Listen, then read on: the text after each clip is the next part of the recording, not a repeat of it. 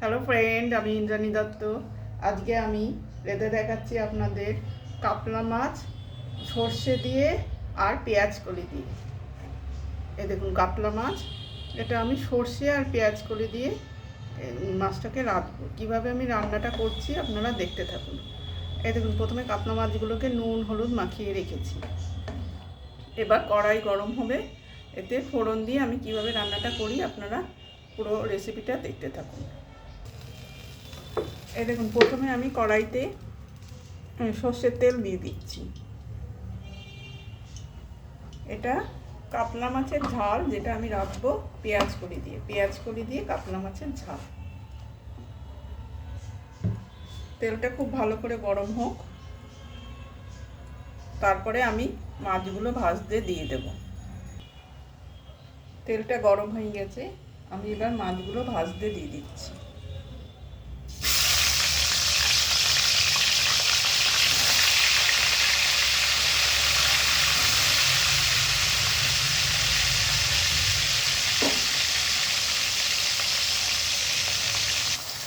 এই দেখুন, মাছগুলো ভাজা হয়ে গেছে, আমি তুলে নিচ্ছি।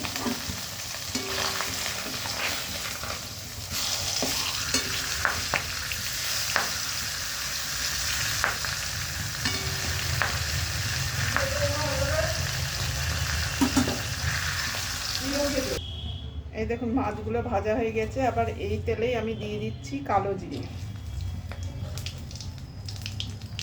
ফোড়ন হিসাবে।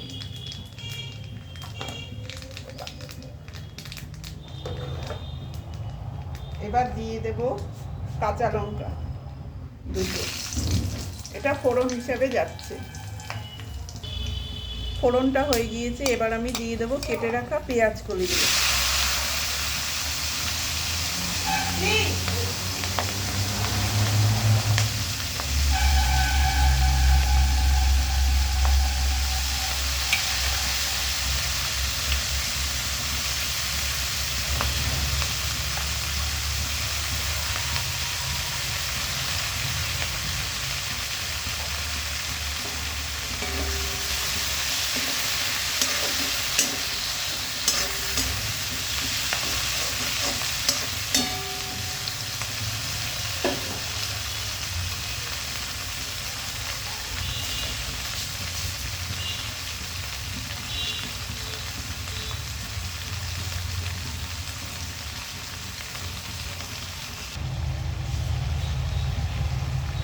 এবার আমি এটাকে পেঁয়াজ কলি টমেটো সব একসঙ্গে ভাজা ভাজা হচ্ছে।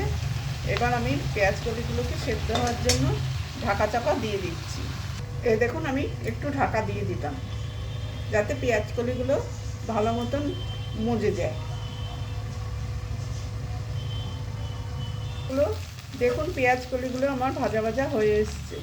এবার আমি তাতে দিয়ে দেব সর্ষে বাটা। এই দেখুন, দিয়ে দিচ্ছি সর্ষে বাটা, এই 1 চামচ পরিমাণ মতো। আমার তো 5টা মাছ, এই 1 চামচ পরিমাণ মতন সর্ষে বাটা দিয়ে দিলাম। এবার পেঁয়াজ কলির সঙ্গে এই সর্ষে বাটাটাকে ভালোভাবে আমি মিশিয়ে নিচ্ছি।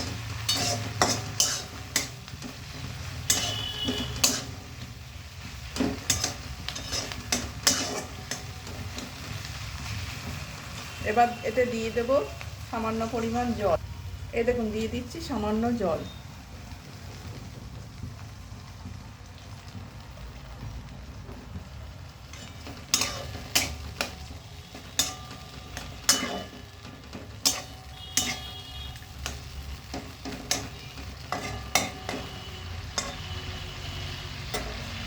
এবার দিয়ে দিচ্ছি ভেজে রাখা মাছগুলো আমি দিয়ে দিচ্ছি।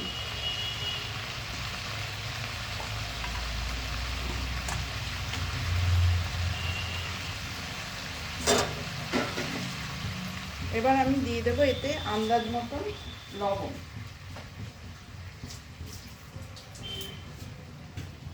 তখন অল্প সামান্য লবণ দিয়েছিলাম ভাজার জন্য, এখন এতে দিয়ে দিচ্ছি আন্দাজ মতন লবণ। লবণটা সবসময় কিন্তু ছড়িয়ে দিতে হয়।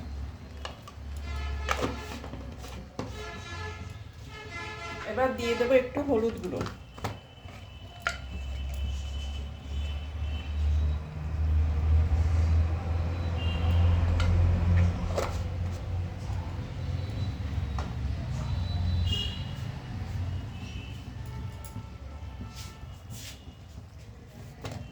আর দিয়ে দিচ্ছি ঝালের জন্য সামান্য একটু লঙ্কার গুঁড়ো।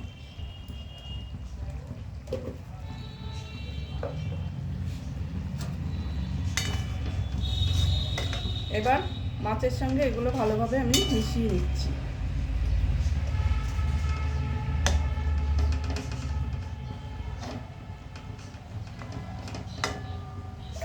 এবার সামান্য একটু জল দিয়ে দিচ্ছি। আর একটু জল দিয়ে আমি মাছটাকে ভালোভাবে ফুটতে দেবো।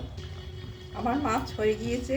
এবার আমি ওপর থেকে দিয়ে দেবো কাঁচা লঙ্কা, চেরা কাঁচা লঙ্কা, আর কিছুটা ধনেপাতা কুচি।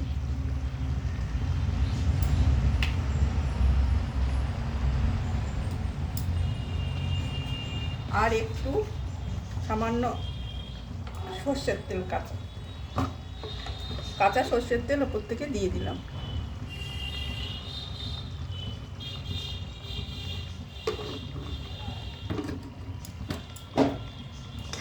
দিয়ে একটুখানি ঢেকে দেবো যাতে ধনেপাতার ফ্লেভার আর কাঁচা লঙ্কার ফ্লেভার এর মধ্যে ঢুকে যায়।